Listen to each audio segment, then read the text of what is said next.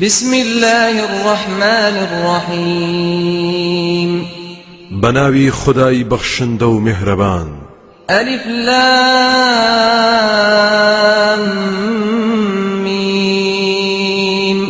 چەند پیتێک لە سەرەتایی هەندێ لە سوورەتەکانی قورئاندا هاتوون ژمارەیان 14 پیتە نیوەی کۆی پیتەکانی زمانی عەرەبین بۆ سەلماندنی ئیعجاز و مەزنی و گرنگی قورئان کە لە توانای هیچ کەسدا نییە بەو پیتانە کتێبێکی ئاوا بێوێنە دابنێت بەڕادەیەک هەتا ئەگەر هەموو گرۆی ئادەمیزاد و جن کۆ ببنەوە بۆ ئەو مەبەستە بێگومان ناتوانن هەروەها چەندەها نهێنی تریشی تێدایە زاناکان لە هەندێکی دواون هەندێکیشیان وتویانە هەر خدا خۆی زانایە بنهێنی ئەو پیتانە أحسب الناس أن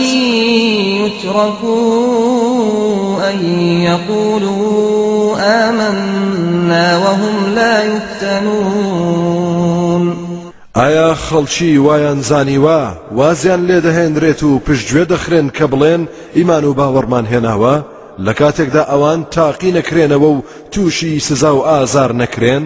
ولقد فتنا الذين من قبلهم فليعلمن الله الذين صدقوا وليعلمن الكاذبين سوێن بە خوددا بێگومان ئێمە ئەوانەی پێش ئەمانمان تاقی کردوتەوە بە جۆرەها شێوە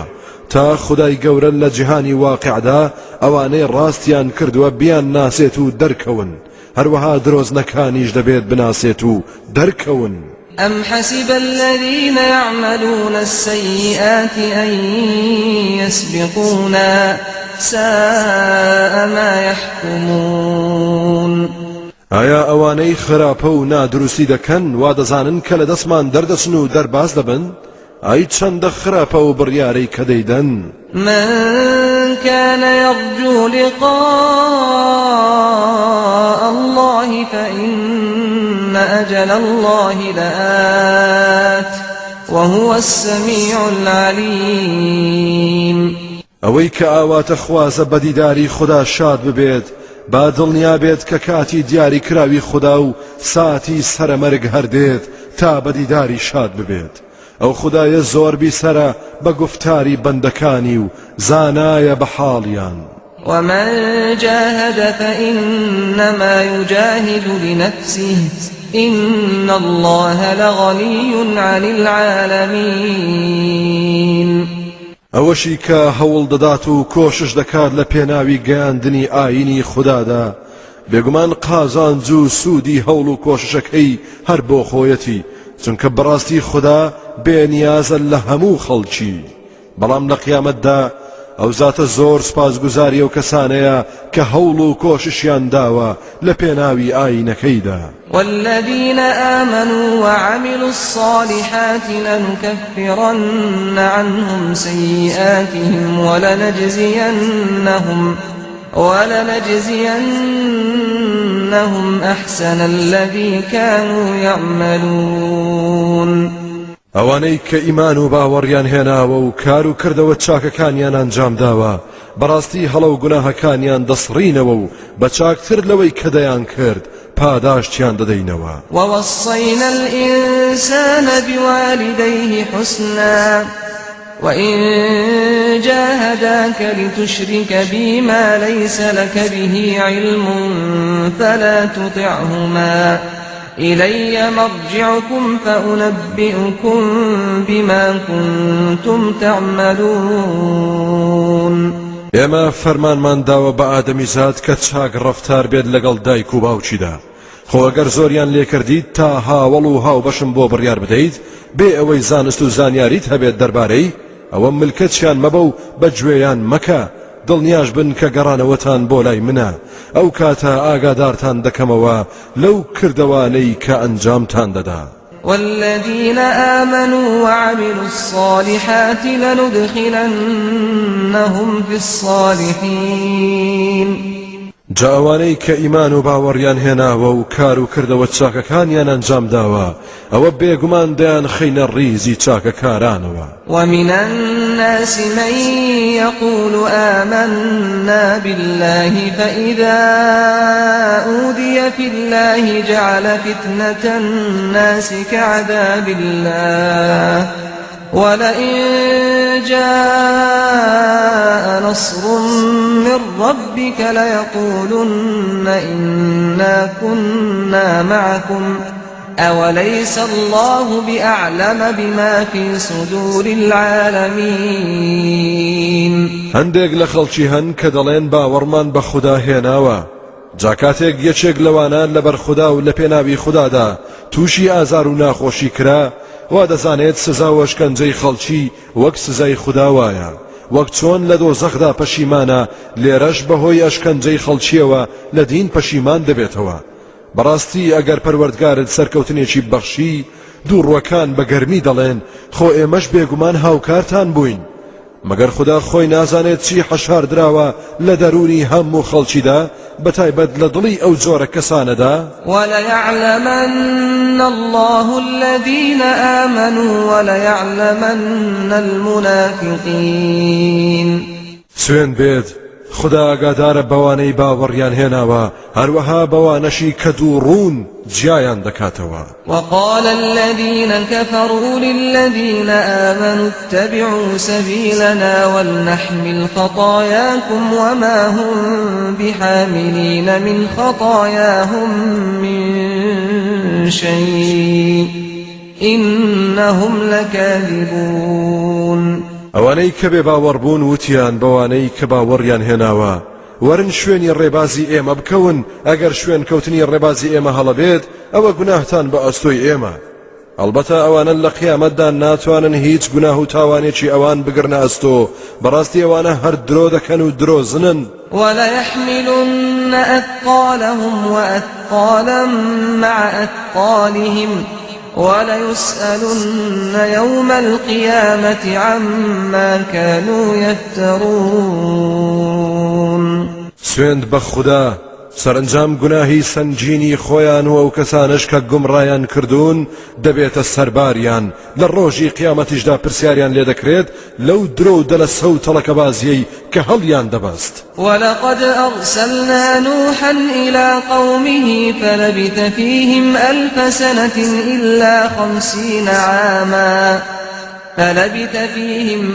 سنة إلا 50 عاما فأخذهم الطوفان وهم ظالمون سوێن بە خوددا ئێمە نوحمان ڕەوانە کرد بۆ سەر قەوم و هۆزەکەی 1000 ساڵ پەنجاکەم لە ناویاندا مایەوە سەرنجام لافا و زریان هەموویانی پێچایەوە لە کاتێکدا ئەوان ستەمکار بوون فأنجيناه وأصحاب السفينة وجعلناها آية للعالمين ئەو کاتەی تر ئەومان ڕزگار کرد هاوڕێ لەگەڵ هەموو سەرنشینەکانی کەشتێکەدا و ئەو ڕوودا و کەشتێمان کردە بەڵگە و نیشانە بۆ هەموو لایەک و هەموو نەوەکان وإبراهيم إذ قال لقومه اعبدوا الله واتقوه ذلكم خير لكم إن كنتم تعلمون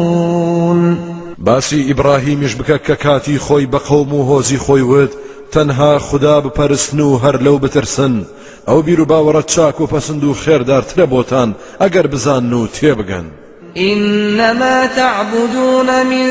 دون الله أوثانا وتخلقون إفكا إن الذين تعبدون من دون الله لا يملكون لكم رزقا فابتغوا عند الله الرزق واعبدوه واشكروا له إليه ترجعون بەڕاستی ئەو شتانەی کە لە جیاتی خوددا دەیان پەرستن تەنها بتوپەیکەرن ئێوە بوختان و شین نابەجێت دروست دەکەن بێگومان ئەو شتانەی کە لە جیاتی خوددا دەیان پەرستن خاوەنی هیچ ڕزق و ڕۆزیەک نین بۆ ئێوە کەواتە هەر داوای ڕزق و ڕۆزی لە خوددا بکەن هەر ئەویش بپەرستن هەر سوپاسگوزاری ئەو بن بۆ لای ئەویش دەبرێنەوە وإن تكذبوا فقد كذب من قبلكم وما على الرسول إلا البلاغ المبين خۆ گەرێوە ئەم پەیامە بەدرۆ دەزانن و نەبێت یەکەم هۆز و گەلبن کە لە بەرامبەری پەیامی خودداوە هەڵوێستان ئاوا ناڕەوا بێت ئەوە بەڕاستی گەلانێکی پێش ئێوەش پەیامی خوددایان بەدرۆ دەزانی پێغەمبەریش تەنها گەیاندن و ڕوونکردنەوەی ئاشکرا ئەرچی سەرشانێتی و هیچی تر. أولم يروا كيف يبدئ الله الخلق ثم يعيده إن ذلك على الله يسير. ئایا ئەوە سەرنجیان نەداوە چۆن خوددا لە سەرەتاوە دروست کراوان بەدی دەهێنێت و پاشان دووبارەی دەکاتەوە؟ بێگومان ئەو شتانە بۆ خوددا زۆر سادە و ئاسانە. قل سيروا في الأرض فانظروا كيف بدأ الخلق ثم الله ينشئ النشأة الآخرة إن الله على كل شيء قدير. ئەی پێغەمبەر پێیان بڵێ با بگەڕێن بە زەویدا تەماشا بکەن و سەرنج بدەن چۆنە و زاتە دروست کراوانی بەدی هێناوە لەوە دواش هەر خوددا سەر لە نوێ بەرپایان دەکاتەوە بە شێوە و شێوازێکی تر ئاسمانەکان و زەوی و ئێمەش دەهێنێتەوە کایە. بەڕاستی خوددا دەسەڵاتی بەسەر هەموو شتێکدا هەیە. يعذب من يشاء ويرحم من يشاء وإليه تقلبون. هەندێک جار سزایە و کەسانت دەدات کە خوددا بێوێت و شایستەی سزان و سۆز و میهرەبانی خۆشی دەنوێنێت بۆ ئەوانەی کە دەیەوێت و باوەڕدارن سەرنجامیش هەر بۆ لایە و زاتت دەبرێنەوە. وما أنتم بمعجزين في الأرض ولا في السماء وما لكم من دون الله من ولي ولا نصير. ئەی گرۆی ئادەمی زاد ئێوە ناتوانن خوددا دەستە وسان بکەن نە لە زەویدا نە لە ئاسماندا کەسیش نییە جگەل لە خوددا پشتیوانتان بێت و فریاتان بکەوێت ئەگەر ڕێگەی چەوت و نادروست بگرن. والذين كفروا بآيات الله ولقائه أولئك يئسوا من رحمتي وأولئك لهم عذاب أليم. ئەوانەی کە بڕوایان نییە بە ئایەت و فەرمانەکانی خوددا و بەدیدار ئامادەبوونی بەردەم بارەگاکەی بۆ لێپرسینەوە ئەوانە خوددا دەفەرموێت لە میهرەبانی من نائومێدن و ئەوانە سزای زۆر بە ئێش بۆیان ئامادەیە. فما كان جواب قومه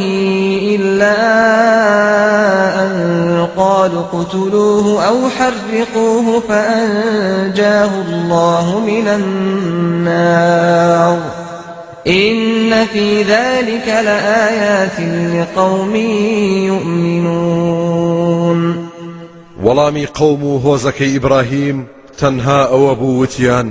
بیکوژن یا بیسوتێنن بەڵام خوددا لە ئاگرەکە ڕزگاری کرد. بێگومان ئالۆ پێش هاتەدا نیشانە و بەڵگەی زۆر هەیە بۆ ئەو کەسانەی کە ئیمان و باوەڕ دەهێنن. وقال إنما اتخذتم من دون الله أوثانا مودة بينكم في الحياة الدنيا ثم يوم القيامة يكفر بعضكم ببعض ويلعن بعضكم بعضا ومأواكم النار وما لكم من ناصرين. لەوە دوا پێی وتن بەڕاستی ئەوەی ئێوە لە جیاتی خوددا دەتان پەرست تەنها بتوپەیکەرن لەبەر خاتری یەکتر و ڕێزدانانتان بۆ یەکترن لە ژیانی دنیادا دوجار لە ڕۆژی قیامەتدا یەکتر کافر دەکەن و یەخەی یەکتر دەگرن هەندێکیشتان نەفرین لە هەندێکی ترتان دەکەن سەرنجامیش شوێن و جێگەی دیاری کراوتان ناو ئاگرە ڕزگارکەریشتان نییە. فآمن له لوط وقال إني مهاجر إلى ربي إنه هو العزيز الحكيم. اینجا لوط باوەڕی پێهێنا ئیبراهیم دوای ئەوەی کە نائومێد بوو لە قەومەکەی وتی بەڕاستی من ئیتر کۆچ دەکەم بۆ لای پەروەردگارم بۆ ئەو شوێنەی کە ئەو بۆم دیاری دەکات چونکە بەڕاستی ئەو زاتێکی زۆر بەدەسەڵات و دانایە. ووهبنا له إسحاق ويعقوب وجعلنا في ذريته النبوة والكتاب وآتيناه أجره في الدنيا وإنه في الآخرة لمن الصالحين. پاشان ئیسحاقمان پێبەخشی و یاعقوبیشمان بە ئیسحاق بەخشی و پێغەمبەرایەتیمان کردە کاڵای باڵای نەوەکانی، کتێبە ئاسمانیەکانیشمان بۆ ناردن، هەر لە دنیادا پاداشمان دایەوە، ئەو بەڕاستی لە قیامەتیشدا لە ڕیزی پیا و چاکاندایە. ولوطا إذ قال لقومه إنكم لتأتون الفاحشة ما سبقكم بها من أحد من العالمين. یادی لوتیش بکە کاتێک بە قەومەکەی ود، ئێوە بەڕاستی تاوانێکی گەورە دەکەن، ئێوە گوناهێکی ناشرین ئەنجام دەدەن، هیچ کەس بەر لە ئێوە بەکاری وا هەڵنەستاوە. أئنكم لتأتون الرجال وتقطعون السبيل وتأتون في ناديكم المنكر فما كان جواب قومه إلا أن قالوا ائتنا بعذاب الله إن كنت من الصادقين.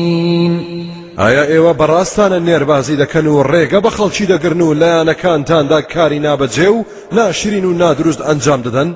کەچی وەڵامی قەومی بەدخوو تەنها ئەوە بوو کە وتیان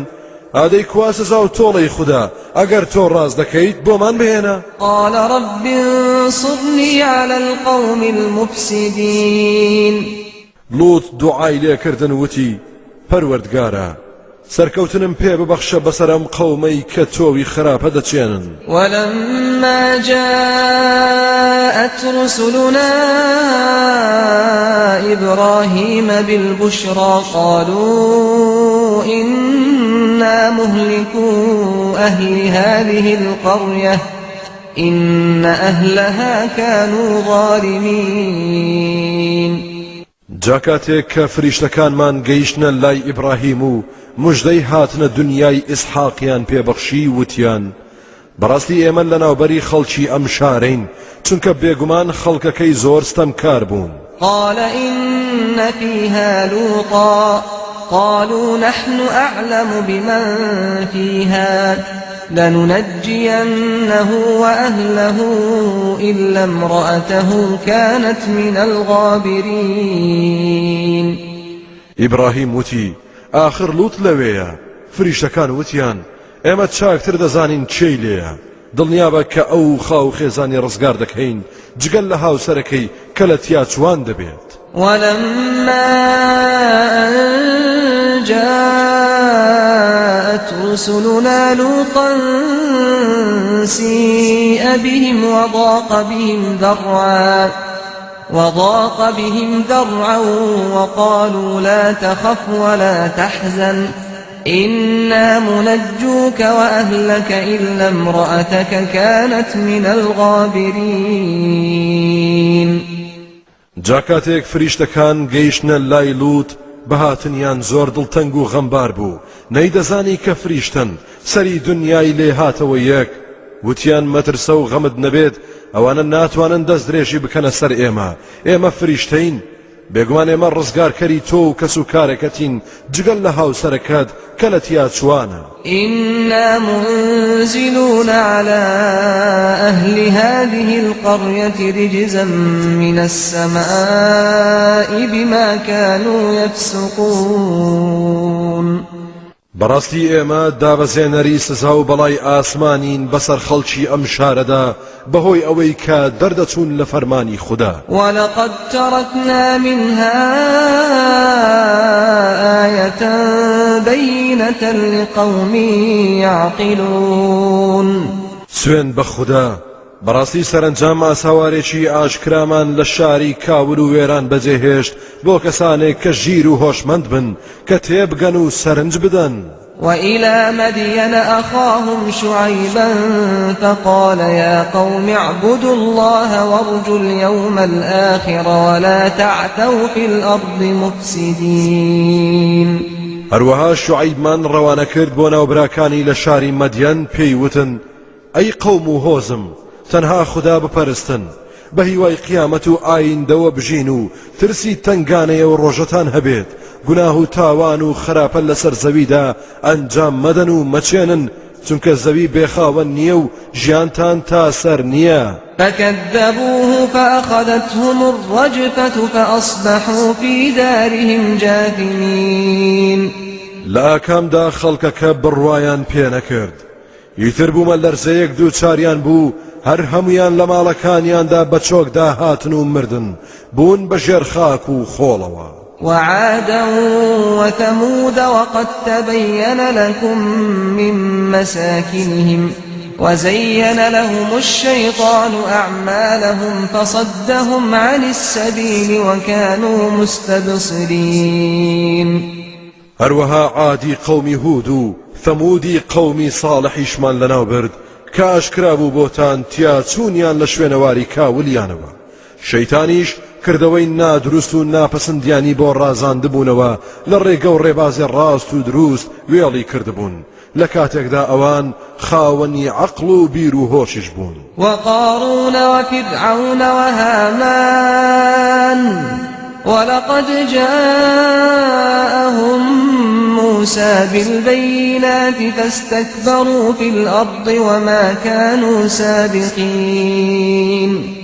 قارون و فرعون و هامانیشمان لەناو برد سوێن بە خوددا بێگومان موسا بەڵگەی زۆری بۆ هێنان کەچی خۆیان زۆر بە گەورەدانان لە زەویدا سەرنجام نەیانتوانی لە سزا و تۆڵەی خوددا خۆیان ڕزگار بکەن. فكلا أخذنا بذنبه فمنهم من أرسلنا عليه حاصبا ومنهم من أخذته الصيحة ومنهم من خسفنا به الأرض ومنهم من أغرقنا وما كان الله ليظلمهم ولكن كانوا أنفسهم يظلمون. ئێمە هەر یەکێک یا هەر دەستەیەک لەوانەمان بە سزای تاوانی خۆی گەیاند جا هەیان بوو بەردبارانمان کرد هەیان بوو دەنگ و سەدای بەهێز لە ناوی برد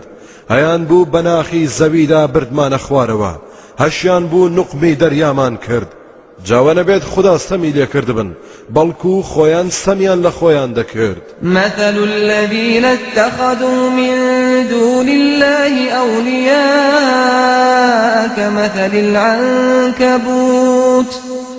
كمثل العنكبوت اتخذت بيتا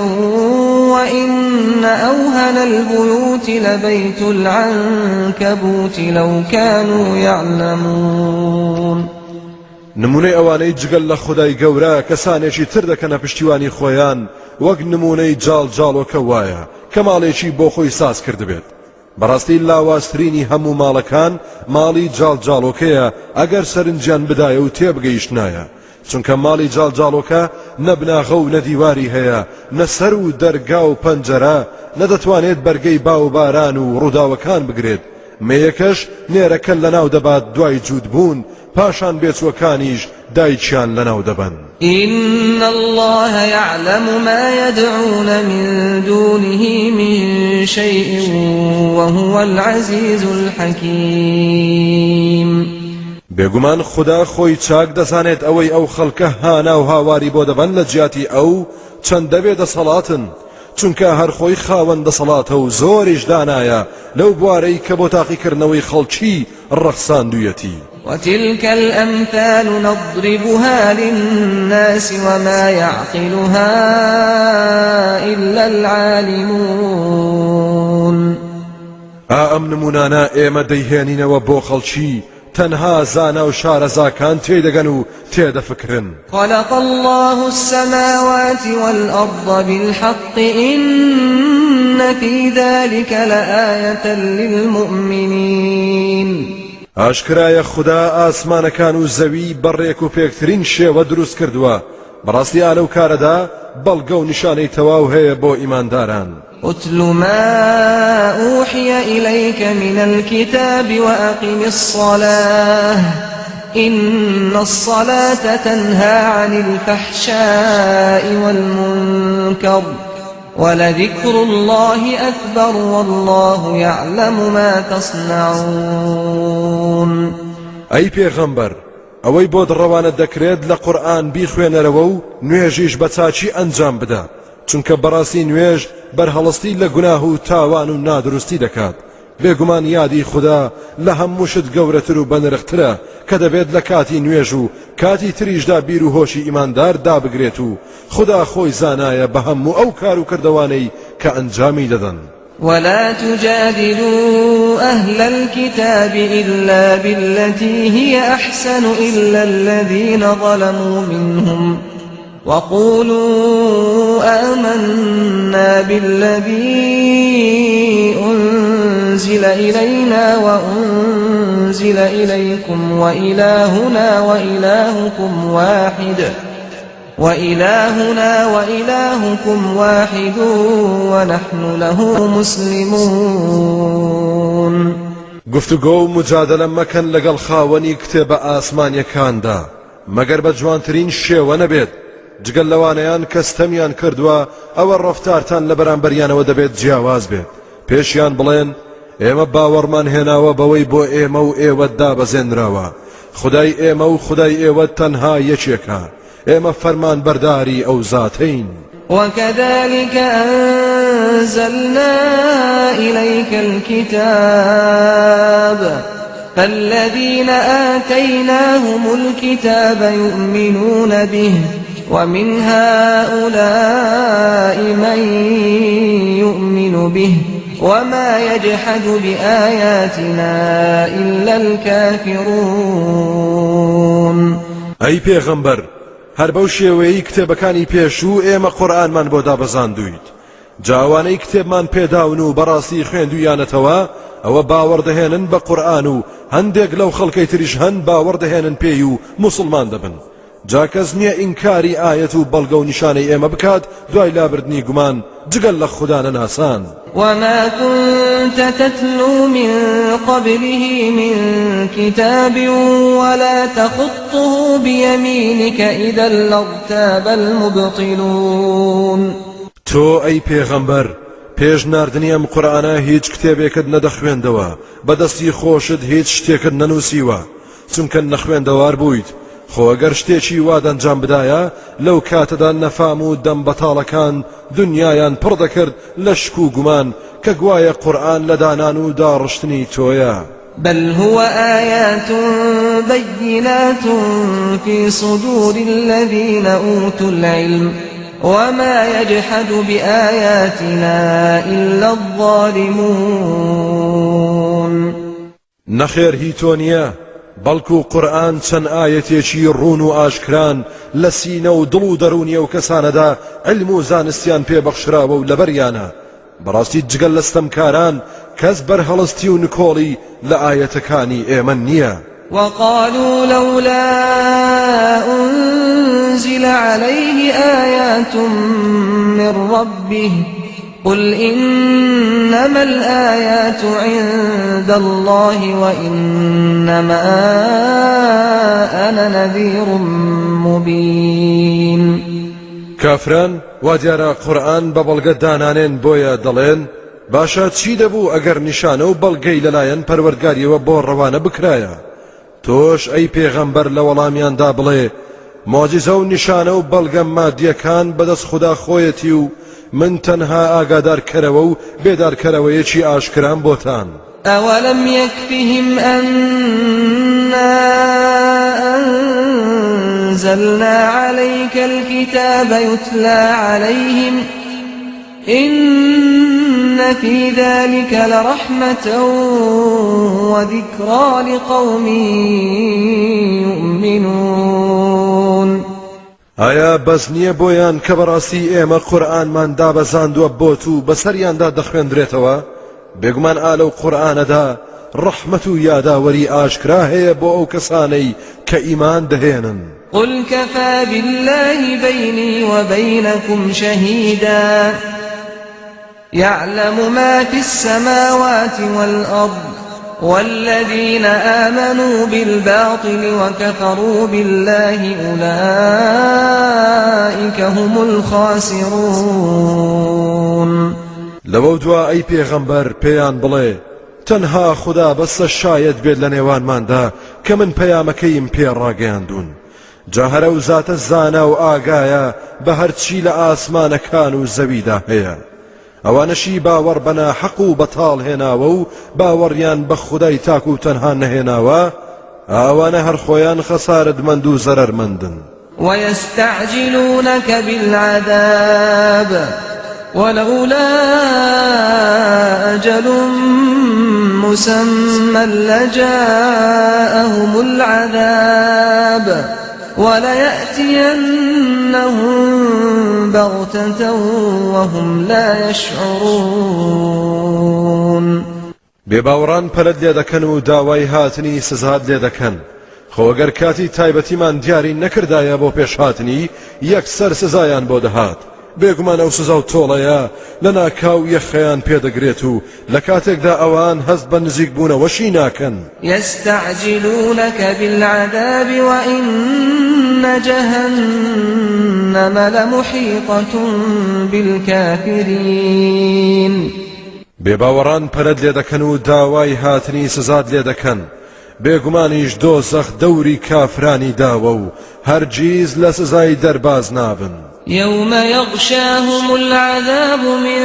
فوقهم ومن تحت أرجلهم ويقول ذوقوا ما كنتم تعملون. لروجێکدا کە سزا دایان دەگرێت لە سەرویانەوە لە ژێر پێیانەوە خدای گەورە پێیان دەفەرموێت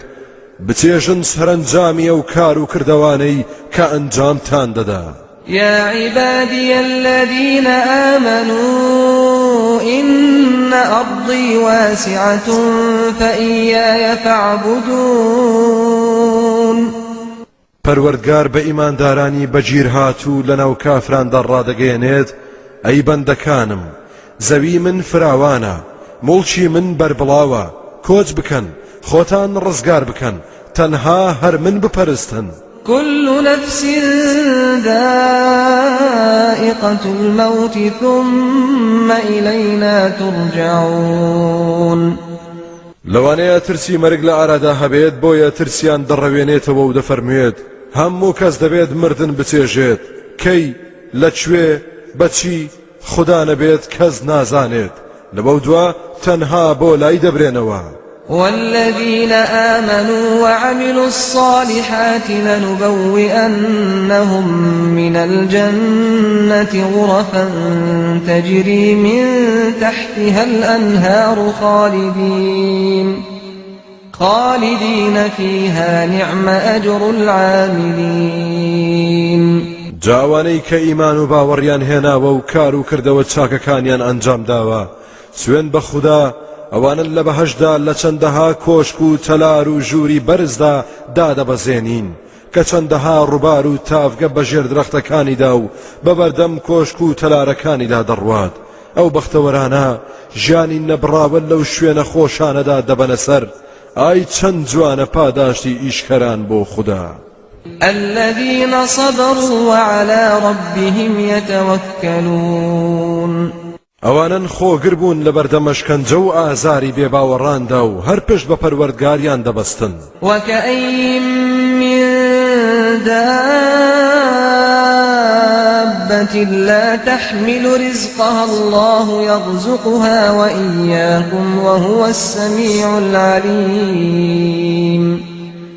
ئەروەها خودای گەورە دەیەوێت لە گیر و گرفتی ڕزق و ڕۆزیش دڵنیایان بکات بۆیە دەفەرموێت زۆر زیندەوەر هەیە ڕزق و ڕۆزی خۆیان نەداوە بە کۆڵی خۆیاندا کەچی خوددا پەچیان ناخات و لە برساندا نامرن چونکە خوددا ڕزقی ئەوانیش و ئێوەش دەدات بێگومانە و زاتە بیسەرە بە قسە و گفتارتان و زانایە بە خەیاڵی دڵ و دەروونتان.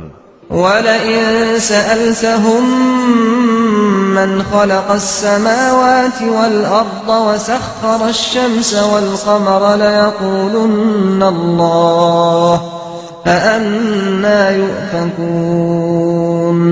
سوێن بە خوددا ئەگەر پرسیار لە بێباوەڕان بکەیت چێ ئاسمانەکان و زەوی دروست کردووە ڕۆژ و مانجی ڕام کردووە بەدڵنیایی و بێد و دڵی دەڵێن ئەڵڵاه دروستی کردوون جا چۆن لا دەدرێن لە یەکتاپەرستی و فری و دەخۆن الله يبسط الرزق لمن يشاء من عباده ويقدر له إن الله بكل شيء عليم هەر خدایە ڕزق و ڕۆزی دەبەخشێت بە هەر کام کە بیەوێت لە بەندەکانی یان دەیگرێتەوە و کەمی دەکاتەوە بۆ تاقیکردنەوە بەڕاستی خدا خۆی بە هەموو شتێک زانا و ئاگایە دەزانێت چه حاڵەتێک چاک و لەبارە بۆ هەر بەندەیەک ولئن سألتهم من نزل من السماء ماء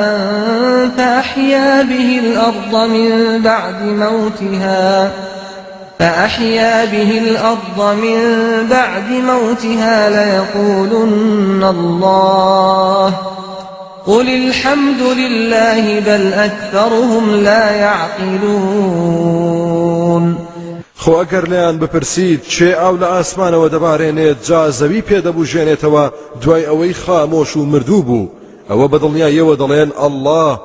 تۆ ئەی پێغەمبەر ئەی ئیماندار بڵێ سوپاس بۆ خدا کە ئاوا دان بەدەسەڵاتی دادەنێن نەخێر بەڕاستیان نییە بەڵکو هێشتا زۆربیان بێبیر و هۆشن و ژیریان ناخەنە کار